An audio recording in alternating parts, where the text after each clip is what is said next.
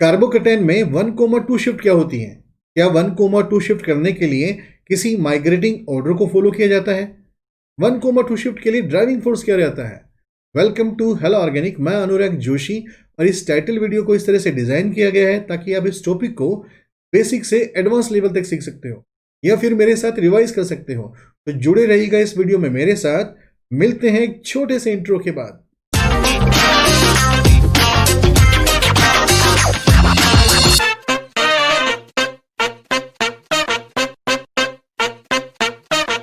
इस video lecture में हम लोग जानेंगे कि कार्बोकेटाइन में रीअरेंजमेंट किस तरह से होता है।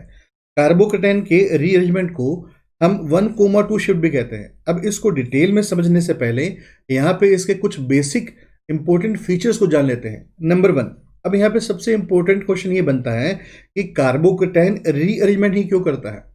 कार्बोकेटाइन कभी भी रीअरेंजमेंट करता है तो उसकी स्टेबिलिटी पहले से इंक्रीज हो जाती है और स्टेबिलिटी इंक्रीज होने से वो कुछ एनर्जी को रिलीज करता है और रिलीज करने के कारण उसकी जो नेट एनर्जी कंटेंट होते हैं वो पहले से कम हो जाते हैं और इसी कारण से कार्बोकेटाइन की स्टेबिलिटी इंक्रीज हो जाती है। इसका मतलब ये हुआ कार्बोकेटाइन खुद को मोर स्टेबल बनाने के लिए इस तरह की 1,2 शिफ्ट कर सकता है। नंबर 2, अब यहाँ पे सबसे इंपॉर्टेंट क्वेश्चन ये बनता है कि इसको हम 1,2 शिफ्ट ही क्यों कहते हैं। अब देखो, किसी भी मॉलिक्यूल में जिस कार्बन पे पॉजिटिव चार्ज हो उसको 1 नंबर मान लेते हैं और उस कार्बन के एडजेसेंट जितने भी कार्बन होते हैं उसको 2nd नंबर मान लेते हैं। इसका मतलब ये हुआ कार्बोकेटाइन हमेशा अपने एडजेसेंट कार्बन की मदद से ही ये शिफ्ट को कर पाता है, इसीलिए इसे हम 1,2 शिफ्ट भी कहते हैं। नंबर 3, अब ये जितनी भी 1,2 शिफ्ट होती हैं इसमें कार्बोकेटाइन किसी भी शिफ्ट को किसी भी सीक्वेंस में कितनी भी बार कर सकता है, बट हर शिफ्ट में उसका मोटिव ये रहता है कि उसकी स्टेबिलिटी पहले से इंक्रीज होनी चाहिए। तो जितनी दफ़ा उसकी स्टेबिलिटी पहले से इंक्रीज होती जाएगी उतनी दफ़ा उतनी बार वो कार्बोकेटाइन इन शिफ्ट को किसी भी सीक्वेंस में कर सकता है। नंबर 4, अब किसी भी रिएक्शन में या किसी भी मॉलिक्यूल में जब कार्बोकेटाइन का स्केलेटन चेंज होता है यानी उसमें जो 1,2 शिफ्ट होती हैं, इन सभी शिफ्ट को कलेक्टिवली हम वैगनीर मीरविन रीअरेंजमेंट कहते हैं। नंबर 5, अब यहाँ पे सबसे खास बात हमको ये ध्यान में रखनी है कि कार्बोकेटाइन में ये जो 1,2 शिफ्ट होती हैं जिसमें कोई ग्रुप या फिर एटम या बॉन्ड शिफ्ट होता है, ये सारी शिफ्ट कॉन्सर्टेड मैकेनिज्म के थ्रू होती हैं। अब कॉन्सर्टेड मैकेनिज्म का मतलब क्या है? यहाँ पे कॉन्सर्टेड मैकेनिज्म का मतलब ये है कि इसमें जो भी ग्रुप या बॉन्ड शिफ्ट हो रहा है वो कंप्लीटली डिटैच नहीं होता, वो उसमें बॉन्ड टूटना और बॉन्ड बनने का जो प्रोसेस है वो साइमल्टेनियसली होता है। इसीलिए इस टाइप के रीअरेंजमेंट को हम कॉन्सर्टेड मैकेनिज्म कहते हैं। किसी भी कार्बोकेटाइन में इनमें से कोई भी शिफ्ट पॉसिबल हो सकती है। इन शिफ्ट को हम ब्रॉड फॉर्म में 2 पार्ट में बांट सकते हैं। पहली 3 जो शिफ्ट होती हैं, इन तीनों शिफ्ट में या तो कोई एटम शिफ्ट होता है या फिर कोई ग्रुप शिफ्ट होता है, जबकि लास्ट वाली दोनों शिफ्ट में बॉन्ड शिफ्ट होता है और बॉन्ड शिफ्ट के कारण ही कार्बोकेटाइन की रिंग या तो एक्सपेंशन कर लेती है या फिर कार्बोकेटाइन की रिंग में कॉन्ट्रैक्शन पॉसिबल हो जाता है। अब इन सभी शिफ्ट को हमने 2 पार्ट में डिवाइड कर रखा है और आज इस वीडियो लेक्चर में हम लोग इसकी पहली 3 शिफ्ट यानी जिसमें ग्रुप या एटम को शिफ्ट करते हैं इसको डिटेल में डिस्कस करेंगे और इसके सेकंड पार्ट में हम लोग बॉन्ड शिफ्ट यानी कार्बोकेटाइन के रिंग एक्सपेंशन और रिंग कॉन्ट्रैक्शन को डिटेल में डिस्कस करेंगे। तो सबसे पहले हम बात करते हैं 1,2 हाइड्रेट शिफ्ट की। एग्जाम्पल नंबर 1, इस एग्जाम्पल में मेरे पास एक कार्बोकेटाइन दिया गया है। अब कार्बोकेटाइन के इस कार्बन को मैं 1 नंबर मान लूंगा और इस 1 नंबर कार्बन के रिस्पेक्ट में मेरे पास यहाँ पे एडजेसेंट केवल एक ही कार्बन है, तो ये कार्बन जो होगा इस मॉलिक्यूल में मेरा 2nd नंबर का कार्बन बन जाएगा। अब इस 2nd नंबर कार्बन पे मेरे पास 2 तरह के ग्रुप प्रेजेंट है। इसमें या तो वो हाइड्रेट शिफ्ट कर सकता है या फिर वो मिथाइल शिफ्ट कर लेता है। अब इन दोनों में से कौन सी शिफ्ट बेटर है इसको अभी हम थोड़ी देर में डिस्कस करते हैं। पहले ये देखते हैं कि इस मॉलिक्यूल में 1,2 हाइड्रेट शिफ्ट किस तरह से होती है। अब चूंकि ये मेरे पास 1 नंबर कार्बन है और ये मेरे पास 2nd नंबर कार्बन है, तो इन दोनों की आपस में हेल्प से ये शिफ्ट होती है, इसीलिए इसे हम 1,2 शिफ्ट कहते हैं। अगर मान लीजिए इन दोनों हाइड्रोजन में से कोई भी एक H एटम अपने इलेक्ट्रॉन को लेकर यहाँ शिफ्ट हो जाता है, तो इस तरह की जो शिफ्ट होती हैं इसे हम 1,2 हाइड्रेट शिफ्ट कहते हैं। अब जैसे यहाँ से एक H एटम लेके वो यहाँ शिफ्ट होगा तो बेसिकली होगा क्या, इस कार्बन पे पॉजिटिव चार्ज आ जाएगा यहाँ का H एज इट इज रहेगा, और जैसे ही H यहाँ शिफ्ट होगा ये CH2 कन्वर्ट हो जाएगा CH3 में। अब यहाँ पे हमने दो इंपॉर्टेंट चीज ये नोट करी। पहली चीज तो ये कि जैसे ही H एटम यहाँ शिफ्ट होगा इस कार्बन पे पॉजिटिव चार्ज आ जाएगा, यानी मैं ऐसा कह सकता हूं कि इन्होंने पॉजिटिव चार्ज और हाइड्रोजन एटम को स्वैप किया है। हाइड्रोजन एटम इधर शिफ्ट हो गया और पॉजिटिव चार्ज जो है इस कार्बन पे आ गया। तो अब ये जो कार्बोकेटाइन होगा मेरे पास कुछ इस तरह से दिखाई देगा। अब किसी भी शिफ्ट को प्रैक्टिकली जांचने के लिए मुझे इन दोनों कार्बोकेटाइन की स्टेबिलिटी को आपस में जीओसी के अकॉर्डिंग कंपेयर करना पड़ेगा। अब जैसे मेरे पास एक ये कार्बोकेटाइन है जिसने यहाँ पे 1,2 हाइड्राइड शिफ्ट करके अपने आप का स्केलेटन कुछ इस तरह का कर लिया। अगर इसकी स्टेबिलिटी इससे ज्यादा होगी तो इस कार्बोकेटाइन में ये 1,2 शिफ्ट फिजिबल होगी, नहीं तो इस कार्बोकेटाइन में ये शिफ्ट फिजिबल नहीं होगी। अब दोनों की स्टेबिलिटी को चेक करने के लिए हम सबसे पहले इन ग्रुप के डोमिनेंट इफेक्ट को कंसीडर करते हैं, क्योंकि इस कार्बोकेटाइन के रिस्पेक्ट में इस कार्बन पे यहाँ पे 2 हाइड्रोजन प्रेजेंट हैं, इसलिए इस कार्बोकेटाइन में 2 अल्फा H का हाइपर कंजुगेशन प्रेजेंट होगा। करेक्ट है। और इसी तरह से अगर मैं इस कार्बोकेटाइन की बात करूं तो इस कार्बोकेटाइन में इस कार्बन के रिस्पेक्ट में यहाँ पे 3 और यहाँ के 3, यानी इसमें टोटल जो है वो 6 अल्फा H प्रेजेंट है, यानी इसमें 6 अल्फा H का हाइपर कंजुगेशन प्रेजेंट होगा। और हाइपर कंजुगेशन के वीडियो में हमने देखा था कि इसमें जो अल्फा H की संख्या होती है वो directly proportional to no bond RS पे होती है, यानी जितने ज्यादा अल्फा H होंगे उस मॉलिक्यूल या उस कार्बोकेटाइन में उतनी ज्यादा नो बॉन्ड RS की फॉर्मेशन होती है। चूंकि इसमें 2 अल्फा H है और इस कार्बोकेटाइन में 6 अल्फा H है, इसलिए इस कार्बोकेटाइन में जो नो बॉन्ड RS होंगे वो ज्यादा बनने के कारण अब इन दोनों में से इसकी जो स्टेबिलिटी होगी वो पहले से इंक्रीज हो जाएगी। अगर स्टेबिलिटी इंक्रीज हो गई है, अब मैं स्टेटमेंट दे सकता हूं कि ये कार्बोकेटाइन जो है 1,2 शिफ्ट डेफिनेटली करेगा और अपनी स्टेबिलिटी को इंक्रीज कर लेगा। करेक्ट है। एग्जांपल नंबर 2, अब इस कार्बोकेटाइन के रिस्पेक्ट में मेरे पास एक एडजेसेंट कार्बन यहाँ पे है और एक एडजेसेंट कार्बन यहाँ पे है, जबकि एग्जांपल नंबर 1 में मेरे पास इस कार्बोकेटाइन के रिस्पेक्ट में केवल एक ही एडजेसेंट कार्बन था। इसका मतलब ये हुआ एग्जांपल 2 में अब मेरे पास इस कार्बन की भी हेल्प ले सकता हूं और मैं इस कार्बन की भी हेल्प ले सकता हूं, यानी कि इस कार्बोकेटाइन में टोटल हेल्प करने वाले 2 एडजेसेंट कार्बन है। अब मान लीजिए मैं पहले इस कार्बन की हेल्प लेता हूं और यहां का जो H एटम है उसको मैं शिफ्ट कर लेता हूं, यानी पहले मैं इसमें 1,2 हाइड्राइड शिफ्ट करता हूं, और जैसे ही इसमें 1,2 हाइड्राइड शिफ्ट होगी यहां से H इधर चला जाएगा और पॉजिटिव चार्ज इस कार्बन पे आ जाएगा। तो ये कार्बोकेटाइन हमको कुछ इस तरह से दिखाई देगा कि इसमें पॉजिटिव चार्ज जो है यहां आ चुका है। ठीक है। अब बात करते हैं इसके दूसरे एडजेसेंट वाले कार्बन की। अब मान लो मैं इस कार्बन के H को शिफ्ट करता हूं, तो अगर मैं इस कार्बन के H को शिफ्ट करूंगा तो होगा क्या कि पॉजिटिव चार्ज यहां आ जाएगा और यहां का H एटम यहां आ जाएगा। तो इसका मतलब ये है कि अब मेरे पास इस टाइप की भी हाइड्राइड शिफ्ट पॉसिबल हो सकती है। अब क्वेश्चन ये बना कि ये कार्बोकेटाइन यहां से H को शिफ्ट करेगा या फिर यहां से H को शिफ्ट करेगा। तो इसका आंसर ये है कि जहां भी उसको फायदा होगा, जहां भी उसकी स्टेबिलिटी पहले से इंक्रीज हो रही होगी वो उस साइड शिफ्ट हो जाएगा। अब मान लो मैं इस कार्बोकेटाइन की बात करूं, इस कार्बोकेटाइन के रिस्पेक्ट में इसमें जो डोमिनेंट इफेक्ट है, अगर मैं हाइपर कंजुगेशन की बात करूं तो यहां पे इसके पास 2 अल्फा H है और यहां पे इसके पास 1 अल्फा H है, यानी इस कार्बोकेटाइन में टोटल 3 अल्फा H का प्लस H इफेक्ट प्रेजेंट है। करेक्ट है। अगर मान लो ये इस टाइप की हाइड्राइड शिफ्ट करता है तो कार्बोकेटाइन कुछ इस तरह का बनेगा, और इस कार्बोकेटाइन की बात करें तो यहाँ पे इसके पास 3, अगेन यहाँ पे इसके पास 3 और यहाँ पे इसके पास 2, यानी कि इसमें टोटल 8 अल्फा H का हाइपर कंजुगेशन यानी प्लस H इफेक्ट प्रेजेंट है। अगर मान लो इस कार्बोकेटाइन की बात करें तो इस कार्बोकेटाइन में यहां से 3 और यहां से 2, यानी इसके पास टोटल 5 अल्फा H का हाइपर कंजुगेशन इफेक्ट प्रेजेंट है।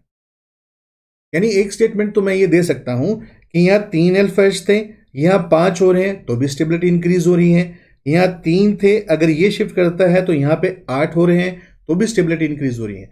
पर इन दोनों में से ज़्यादा स्टेबिलिटी किस में इंक्रीज हो रही है? जैसा अभी हमने एग्जाम्पल 1 में मेंशन किया है और हाइपर कंजुगेशन में भी हमने देखा था कि जिस कार्बोकेटाइन में जितने ज़्यादा अल्फा एच होते हैं उसमें उतनी ज़्यादा नो बॉन्ड आरएस बनती हैं, क्योंकि इसमें अल्फा एच ज़्यादा होने के कारण अब मैं कह सकता हूँ इसकी जो स्टेबिलिटी होगी वो ज़्यादा होगी।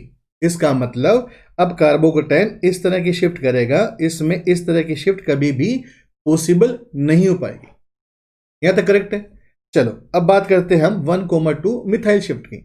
एग्जाम्पल नंबर 3, इस एग्जाम्पल में मेरे पास इस कार्बोकेटाइन के रिस्पेक्ट में ये सेकंड नंबर का कार्बन बनेगा। अभी सेकंड नंबर के कार्बन पे मेरे पास 3 मिथाइल ग्रुप प्रेजेंट है और तीनों आइडेंटिकल होने के कारण अब मैं कोई भी एक मिथाइल ग्रुप को यहाँ पे शिफ्ट कर दूंगा।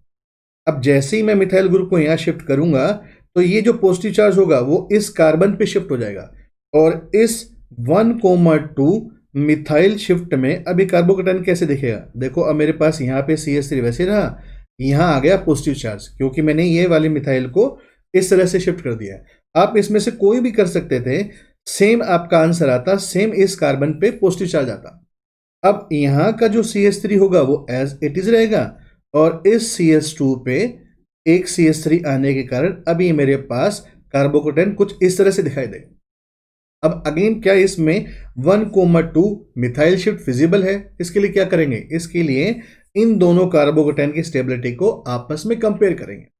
अब मैं यहाँ पे मान के चल रहा हूँ कि आपने हाइपर कंजुगेशन और मेसोमेरिक इफेक्ट के जितने भी वीडियोस इस चैनल से अपलोड हुए हैं वो आपने अच्छे से देखे होंगे या फिर आपको हाइपर कंजुगेशन या मेसोमेरिक की बेसिक नॉलेज होगी।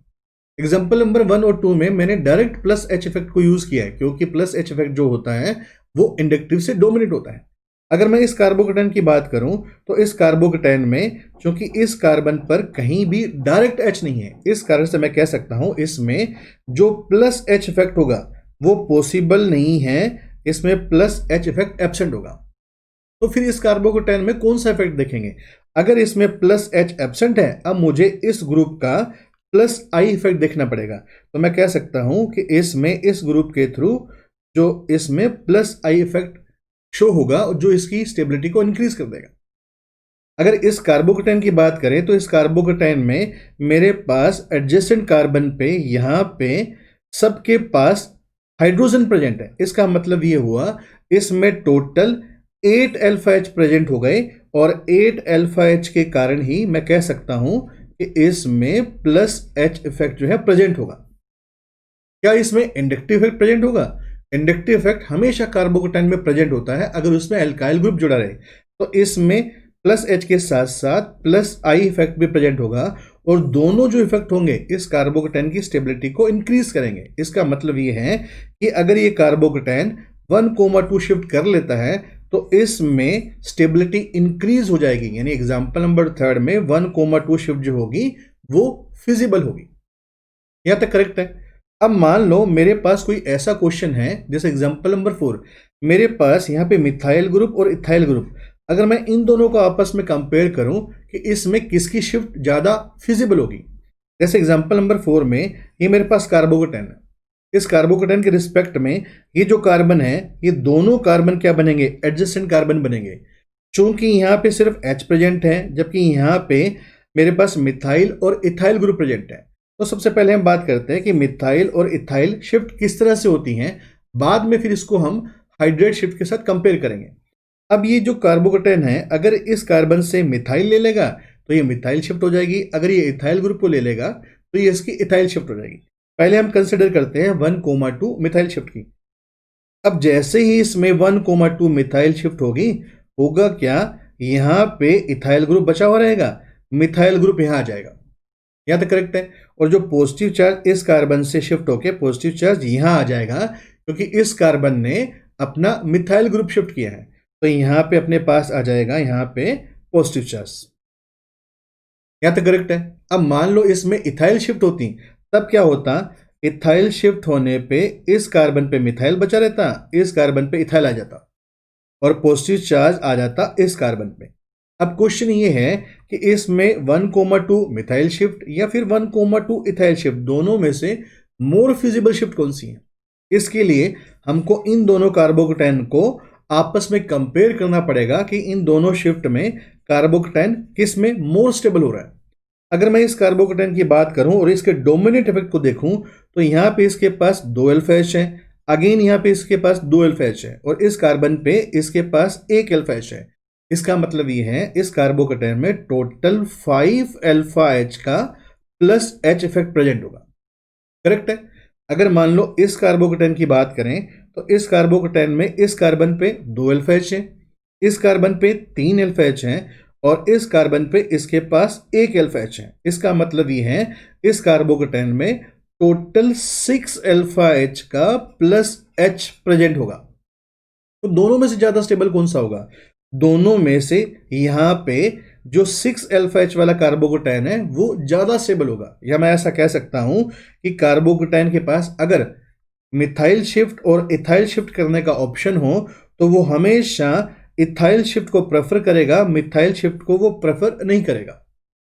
अगर मान लीजिए फाइनल रिजल्ट की बात करें तो फाइनल रिजल्ट में मैं कह सकता हूं कि जो इथाइल शिफ्ट होती हैं वो मिथाइल के कंपैरिजन में ज्यादा इजीली होती हैं, क्योंकि ऐसा करने से कार्बोकेटाइन की स्टेबिलिटी इंक्रीज होती है। अगर मान लीजिए ओवरऑल एल्काइल ग्रुप के रिस्पेक्ट में बात करूं तो जो टर्शरी बुटाइल ग्रुप होगा वो सबसे पहले शिफ्ट होगा, फिर मेरे पास आइसोप्रोपाइल ग्रुप होगा, उसके बाद इथाइल ग्रुप और सबसे लीस्ट प्रेफरेंस जो है वो मिथाइल ग्रुप को दी जाएगी। करेक्ट है। चलिए अगर मान लीजिए मैं आपसे पूछूं कि जैसा अभी हमने मेंशन किया था कि मिथाइल और हाइड्राइड शिफ्ट में से कौन सी बेटर है। जैसे एग्जांपल नंबर 5 में मेरे पास इस कार्बोकेटाइन के रिस्पेक्ट में अगर बात करें तो ये बना इसका 1 नंबर कार्बन और ये बना इसका 2nd नंबर कार्बन। अब 2nd नंबर कार्बन पे मेरे पास मिथाइल और हाइड्रोजन दो ऑप्शन है, या तो मैं इन दोनों में से कोई एक ग्रुप यानी मिथाइल शिफ्ट कर लूं या फिर मैं इसमें से हाइड्राइड शिफ्ट कर लूं। तो दोनों में से कौन सी मोर फिजिबल है, इसके लिए अपने क्या करते हैं, इसमें दोनों शिफ्ट कर लेते हैं। जैसे जैसे इसमें हम यहां से ये मिथाइल ग्रुप इधर शिफ्ट करेंगे, ये कार्बोकेटाइन मुझे कुछ इस तरह से दिखाई देगा कि इस कार्बन पे पॉजिटिव चार्ज आ जाएगा और बाकी हिस्सा मैंने एज इट इज बना दिया और यहां जुड़ जाएगा मिथाइल ग्रुप जो शिफ्ट होके आया। करेक्ट है।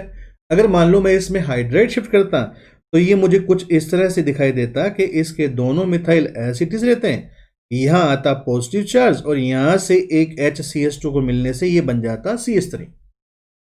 अब इन दोनों कार्बोकेटाइन को अगर मैं आपस में कंपेयर करूं तो इस कार्बोकेटाइन का जो डोमिनेंट इफेक्ट है वो प्लस एच है और मैं कह सकता हूं कि इसमें यहां के 3 अल्फा एच और यहां से 2 अल्फा एच यानी इसमें टोटल 5 अल्फा एच का प्लस एच इफेक्ट प्रेजेंट होगा। यहां तक करेक्ट है। अच्छा अब मान लो इस कार्बोकेटाइन को देखें तो इस कार्बोकेटाइन में यहां से 3, ये भी 3 और यहां से 3, टोटल कितने हुए? टोटल इसमें 9 अल्फा एच का प्लस एच इफेक्ट प्रेजेंट होगा। तो दोनों में से स्टेबल कौन होगा? इसमें मेरे पास 5 अल्फा एच है, इसमें मेरे पास 9 अल्फा एच है, तो इस कार्बोकेटाइन की स्टेबिलिटी ज्यादा होगी। इसका मतलब ये है मैं ऐसा कह सकता हूं इसकी स्टेबिलिटी ज्यादा होने के कारण ये हमेशा 1,2 हाइड्राइड शिफ्ट जो है वो 1,2 मिथाइल शिफ्ट से बेटर होगी। यानी मैं अब ये स्टेटमेंट दे सकता हूं कि फाइनल रिजल्ट में मैं कह सकता हूं कि जो हाइड्राइड शिफ्ट है वो हमेशा 1,2 मिथाइल शिफ्ट से बेटर होगी। अब मैं इस स्टेटमेंट इस फाइनल रिजल्ट को ऐसे भी लिख सकता हूं कि जो हाइड्राइड शिफ्ट है वो हमेशा सभी तरह के एल्काइल शिफ्ट से बेटर होती है। ये यहां पे सबसे इंपॉर्टेंट रिजल्ट अपने निकाल दिया कि हाइड्राइड शिफ्ट जो होगी वो सभी तरह के एल्काइल ग्रुप, चाहे मिथाइल हो, इथाइल, आइसोप्रोपाइल, टर्शरी ब्यूटाइल, कैसा भी एल्काइल ग्रुप हो, उससे हमेशा हाइड्राइड शिफ्ट जो होती है बेटर होती है, क्योंकि इससे कार्बोकेटाइन की स्टेबिलिटी ज्यादा इंक्रीज होती है। यह तो करेक्ट है। अच्छा अब देखो सबसे इंपॉर्टेंट चीज अभी हमने क्या मेंशन करी थी कि ये जो 1,2 शिफ्ट होती है ये हमेशा कॉन्सर्टेड मैकेनिज्म के थ्रू होती है, यानी कॉन्सर्टेड शिफ्ट होती है। अब इसका मतलब क्या है? जैसे अभी इस एग्जांपल में हमने देखा कि ये कार्बोकेटाइन यहां से कोई एक मिथाइल ग्रुप या फिर हाइड्रोजन यानी यहां से हाइड्राइड शिफ्ट कर सकता है और रिजल्ट हमने ये निकाला था कि जो हाइड्राइड शिफ्ट होती है वो बेटर शिफ्ट है। अब कॉन्सर्टेड शिफ्ट का मतलब यह है कि इसमें ऐसा नहीं होगा कि ये जो H नेगेटिव है टूट कर जो है सोलवेंट में या फिर सेपरेट हो जाएगा। ठीक है, ये जो H एटम है हमेशा कॉन्सर्टेड मैकेनिज्म के थ्रू शिफ्ट होगा। इसका मतलब ये है कि ये जो बॉन्ड है ये ब्रेक होना शुरू होगा और साइमल्टेनियसली इन दोनों के बीच में बॉन्ड बनना शुरू हो जाएगा, जिसको हम कुछ इस तरह से रिप्रेजेंट कर सकते हैं। ये इसकी ट्रांजिशन स्टेट है, जिसमें ये डैश लाइन बता रही है कि कार्बन और हाइड्रोजन के बीच का बॉन्ड टूटना शुरू हो गया है।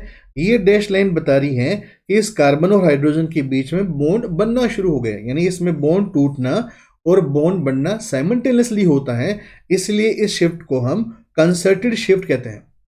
और इसी कारण से अब ये जो H एटम होगा शिफ्ट होकर यहां आ जाएगा, जिससे कार्बोकेटन की स्टेबिलिटी इंक्रीज हो जाएगी।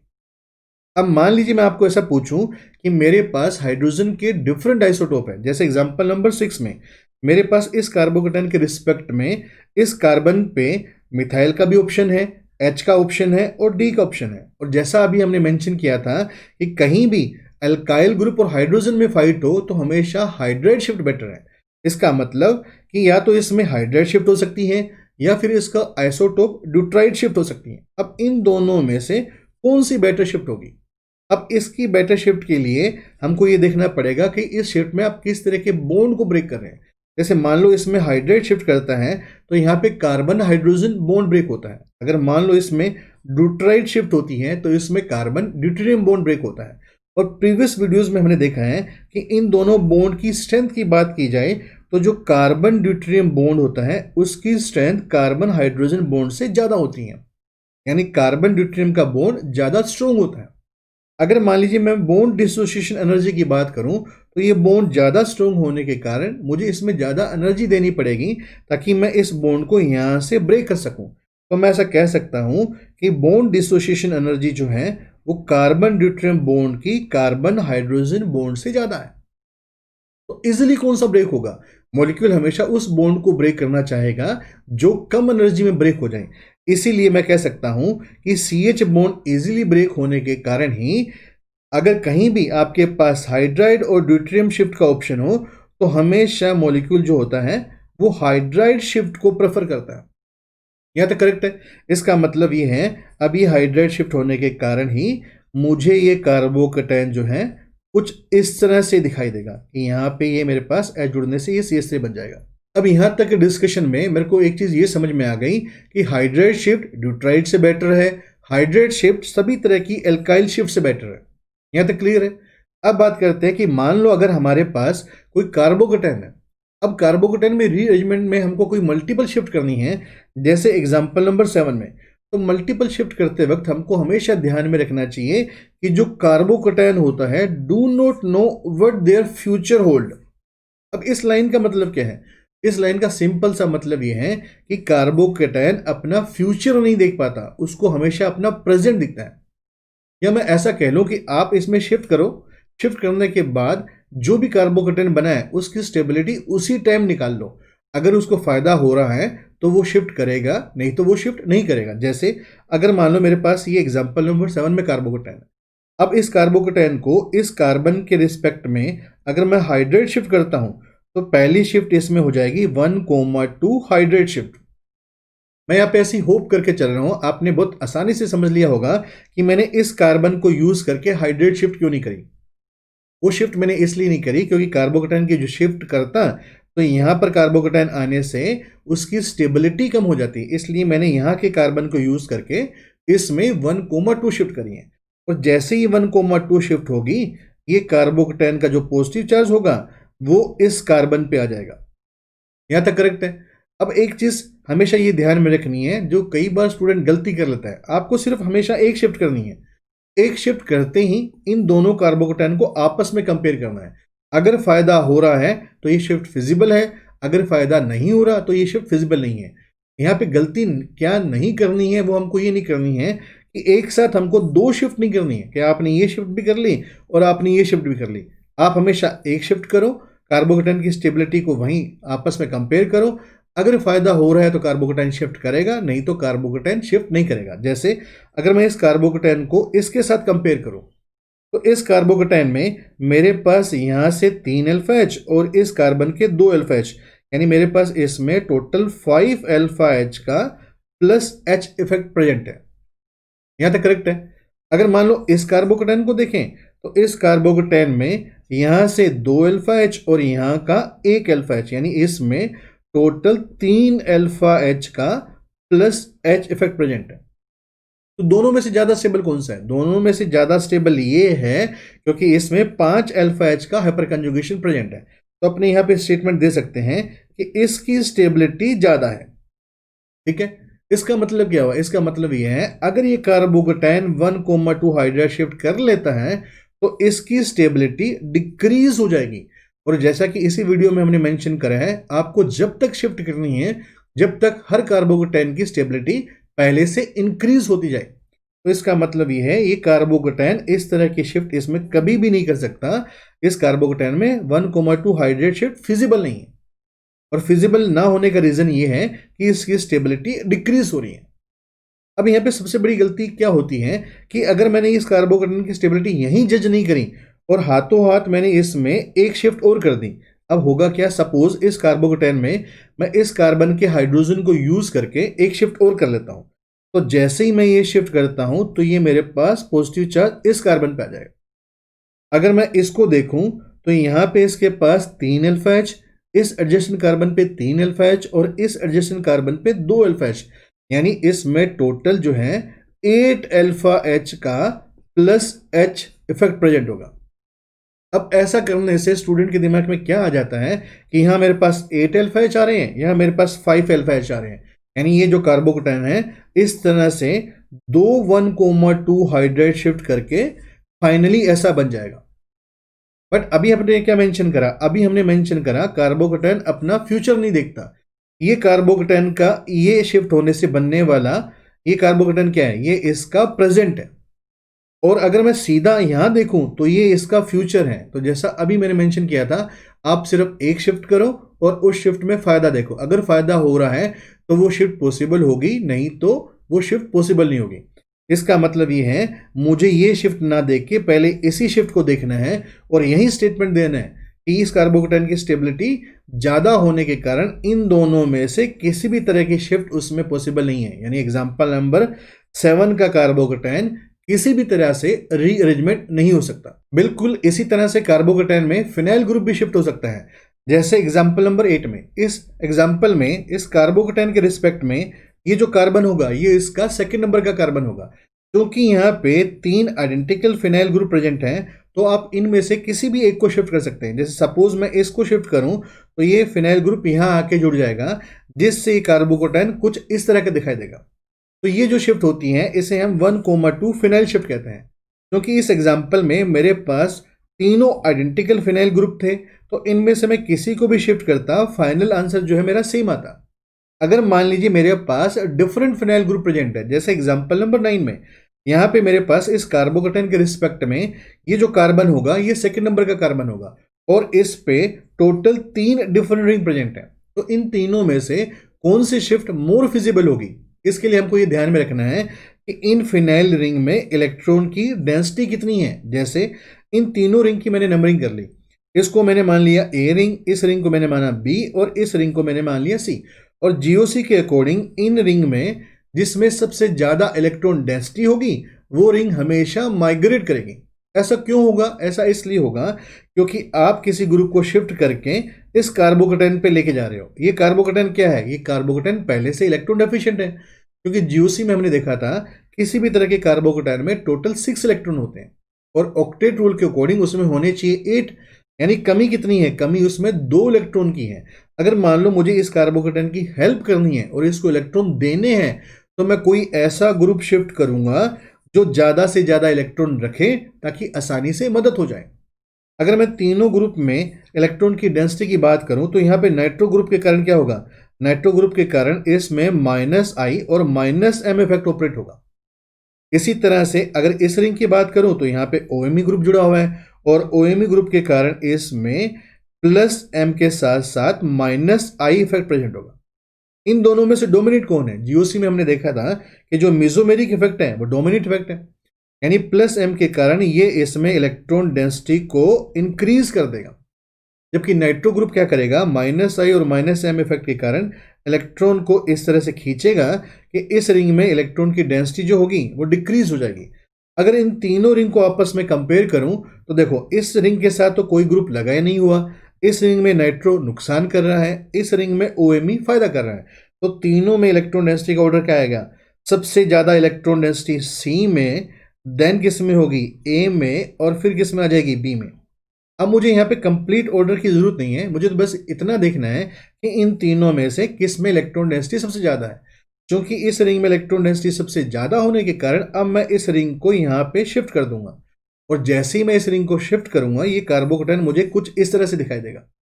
यहां तक करेक्ट है? अब यहां तक के डिस्कशन में एक चीज अच्छे से ये क्लियर हो गई कि किस तरह से कार्बोकेटायन अपनी स्टेबिलिटी को इंक्रीज करने के लिए हाइड्रेट शिफ्ट, एल्काइल शिफ्ट या फिनाइल शिफ्ट करता है। अब यहाँ पे सबसे इंपॉर्टेंट क्वेश्चन ये है कि इसका माइग्रेशन एप्टीट्यूड या माइग्रेशन ऑर्डर क्या होता है। इसका मतलब क्या है? इसका मतलब ये है, अगर मान लो कार्बोकेटायन के पास हाइड्राइड, एल्काइल और फेनाइल तीनों शिफ्ट करने का ऑप्शन हो, तो वो कौन सी शिफ्ट को प्रेफरेंस देता है? इसका डिसाइड इस चीज से किया जाता है कि शिफ्टिंग के बाद कार्बोकेटायन की स्टेबिलिटी किस तरह से इंक्रीज होती है। यानी टोटल हमारे पास दो तरह की शिफ्टिंग ऑर्डर आ सकते हैं। अब इन दोनों ऑर्डर में कॉमन चीज क्या है? इन दोनों ऑर्डर में कॉमन चीज ये है कि जो हाइड्राइड शिफ्ट होती है वो दोनों में ही एल्काइल से बेटर शिफ्ट होती है। डिफरेंस क्या है? डिफरेंस ये है कि यहाँ फिनाइल सबसे बेस्ट आ गया है और यहाँ फिनाइल जो है सबसे लास्ट में आ रहा है। तो हमको एक चीज ये देखनी है कि कभी भी अगर आप शिफ्ट कर रहे हो और वहां पे कार्बोकेटायन के एडजेसेंट कार्बन पे फिनाइल ग्रुप प्रेजेंट है, तो हमको सबसे ज्यादा सावधानी रखनी है। अब हमको दो चीजों को देखना है कि कार्बोकेटायन में जो शिफ्ट हो रही है ये 1,2 शिफ्ट उसके RDS स्टेप में हो रही है, या फिर शिफ्टिंग के बाद कार्बोकेटायन किसी ऐसे ग्रुप या एटम के एडजेसेंट आ गया है जिसके पास लोन पेयर प्रेजेंट है। ठीक है, यानी मैंने क्या चीज कही? मैंने ये चीज कही कि अगर 1,2 शिफ्ट RDS स्टेप यानी रेट डिटरमाइनिंग स्टेप में हो रही है, या फिर शिफ्टिंग के बाद आपका कार्बोकेटायन किसी ऐसे ग्रुप या एटम के पास एडजेसेंट चला गया है जिसके पास लोन पेयर प्रेजेंट हो, जैसे पिनेकोल पिनेकोलोन रीअरेंजमेंट में। इसको हम डिटेल में बाद में डिस्कस करेंगे जब हम रिएक्शन मैकेनिज्म को डिस्कस करेंगे। तो ऐसी कंडीशन में जो फिनाइल शिफ्ट होती है वो सभी तरह की शिफ्ट से बेटर हो जाती हैं। और अगर मान लो कहीं भी इन दोनों के अलावा शिफ्टिंग हो रही है, जैसे SN1 रिएक्शन में, तो ऐसी कंडीशन में जो फिनाइल शिफ्ट होती है वो सबसे वर्स्ट शिफ्ट हो जाती हैं, यानी वो सबसे लास्ट में प्रेफरेंस दी जाती है।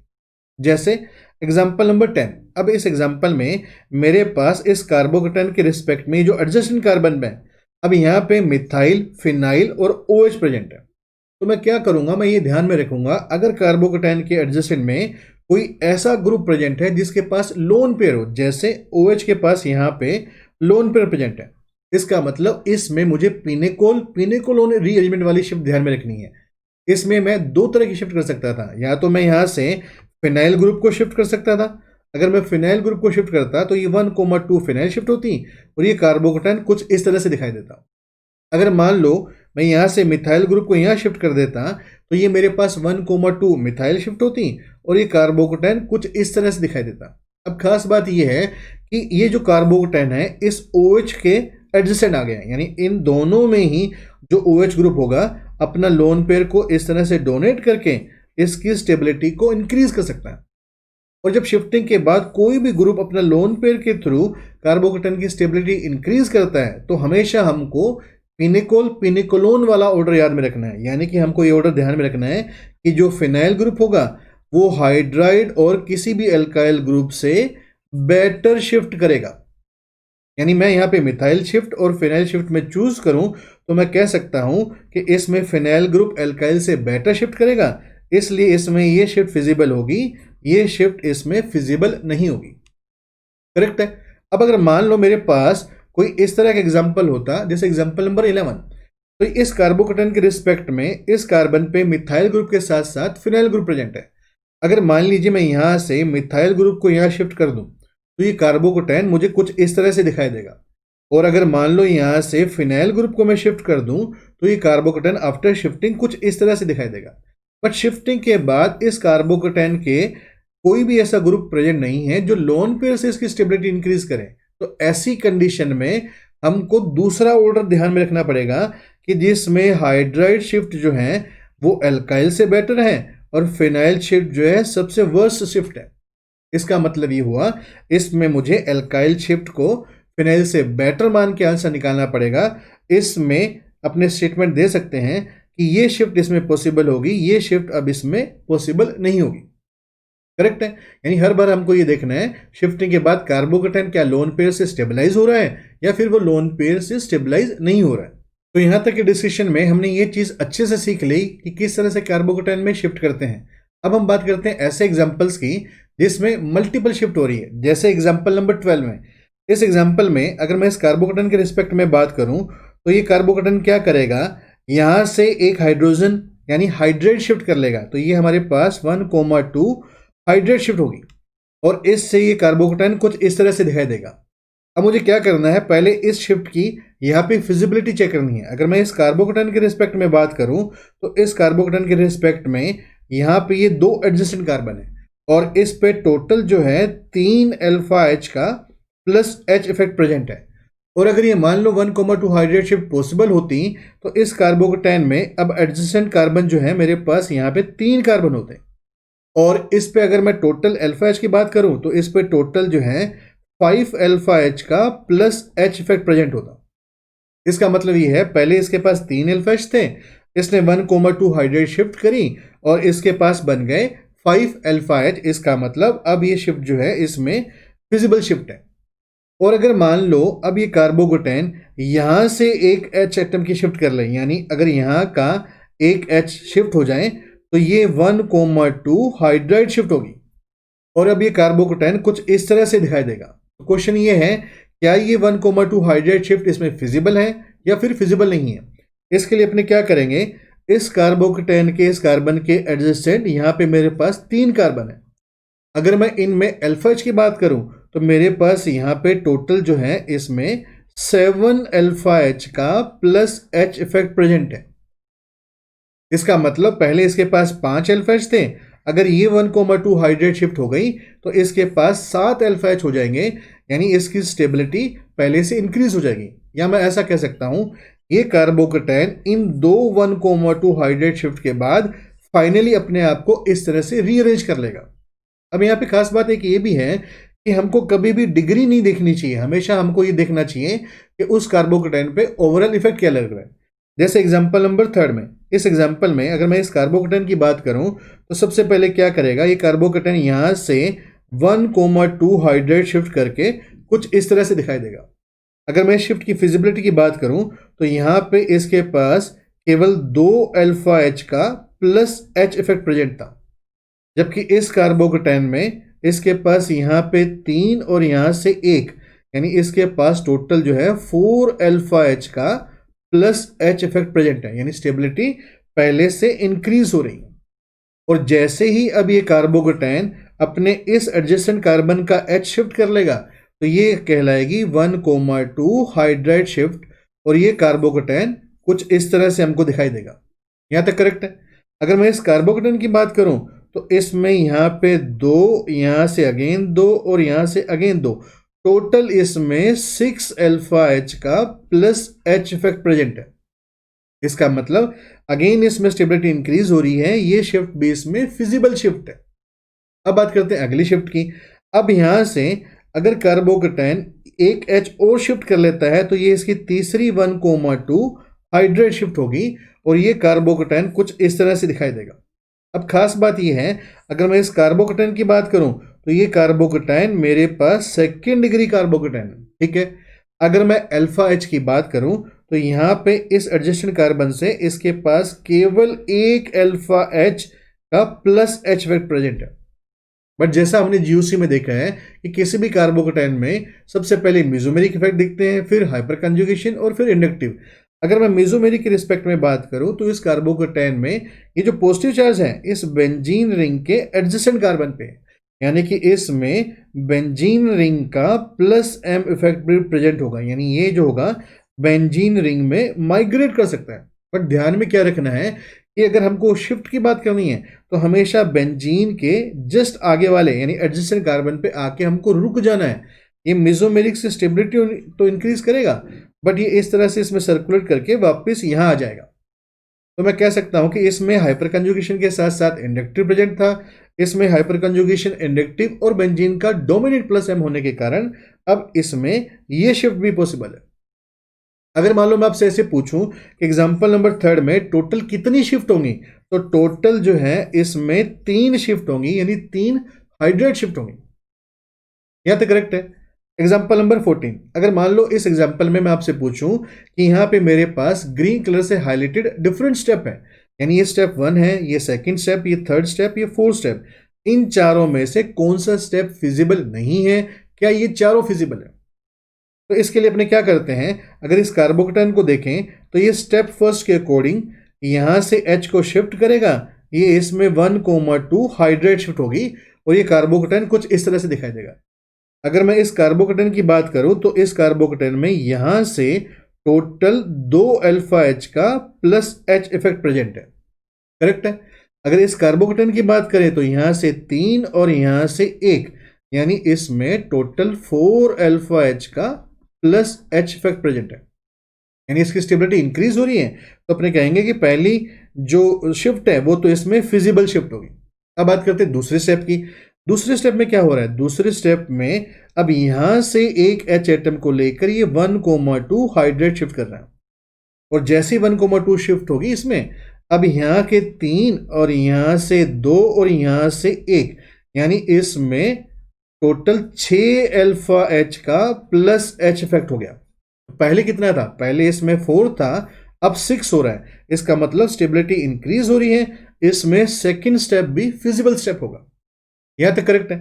अब अगर मान लो यहां से जो H एटम है, ये H एटम शिफ्ट हो जाए, यानी इसमें एक बार और 1,2 हाइड्रेट शिफ्ट हो जाए, तो अब ये जो पॉजिटिव चार्ज होगा वो इस कार्बन पे आ जाएगा, और जैसे इस कार्बन पे पॉजिटिव चार्ज आएगा, यहां पे OMe ग्रुप प्रेजेंट है, जो क्या करेगा, अपने लोन पेयर को इसको स्टेबलाइज कर सकता है, ठीक है, यानी कि ये इसकी स्टेबिलिटी इंक्रीज कर देगा। तो अपने कहेंगे इसमें स्टेप थर्ड भी फिजिबल है। अब बात करते हैं फोर्थ स्टेप की।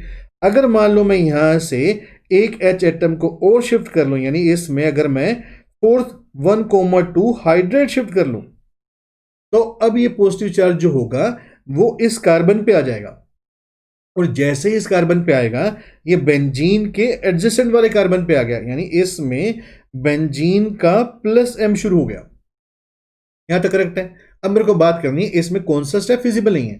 तो 3 स्टेप तो अपने फिजिबल बता ही दिए हैं। अगर चौथे के लिए बात करें तो थोड़ा सा अपने प्रीवियस एग्जांपल को रिकॉल करते हैं। जीओसी में अपने क्या देखा था, जीओसी में मैंने देखा था अगर मेरे पास कोई ऐसा कार्बोकेटाइन है जो बेंजीन के एडजेसेंट कार्बन पे है, यानी जिसमें बेंजीन का प्लस M लग रहा है, और सपोज कोई ऐसा कार्बोकेटाइन है जो कि ऐसे एटम या लोन पेयर बियरिंग ग्रुप के एडजेसेंट है, यानी इसमें कार्बोकेटाइन के बिल्कुल एडजेसेंट कोई ऐसा ग्रुप एटम है जिसमें लोन पेयर प्रेजेंट है, ये नाइट्रोजन हो सकता है, ऑक्सीजन हो सकता है, सल्फर या हेलोजन हो सकता है।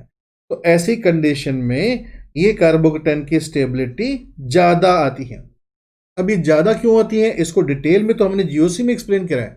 अगर यहाँ पे रिमार्क करें तो ऐसी कंडीशन में जब लोन पेयर उसको इलेक्ट्रॉन को डोनेट करता है, इसका ऑक्टेट कंप्लीट होने के कारण ही इसकी स्टेबिलिटी बेंजीन के प्लस M पे डोमिनेट हो जाती है। यानी कि मैं ऐसा कह सकता हूं कि शिफ्ट जो थर्ड हुई थी इसमें ये OMe के सामने था, अगर मान लो इसमें फोर्थ स्टेप होता तो ये फिनाइल के सामने आ जाता। तो दोनों में से ज्यादा स्टेबल कब है, ज्यादा स्टेबल जब है जब लोन पेयर वाला ग्रुप उसकी हेल्प कर रहा है। इसका मतलब इसमें स्टेप फोर्थ जो होगा वो कभी भी फिजिबल स्टेप नहीं होगा। गाइज आई होप यहां तक के डिस्कशन में आपने बहुत अच्छे से सीखा होगा कि किस तरह से कार्बोकेटाइन में 1,2 शिफ्ट होती है। इसके सेकंड पार्ट में हम लोग बॉन्ड शिफ्ट यानी कार्बोकेटाइन में रिंग कॉन्ट्रैक्शन और रिंग एक्सपेंशन किस तरह से होता है उसको डिटेल में डिस्कस करेंगे। अगर आपको मेरे वीडियोस अच्छे लग रहे हैं और आपको ये मटेरियल रिलेवेंट लगता है तो प्लीज मेरे चैनल को सब्सक्राइब करिए और इन वीडियोस को ज्यादा से ज्यादा शेयर करिए। तो मिलते हैं अगले वीडियो लेक्चर में। Till then take care, bye bye.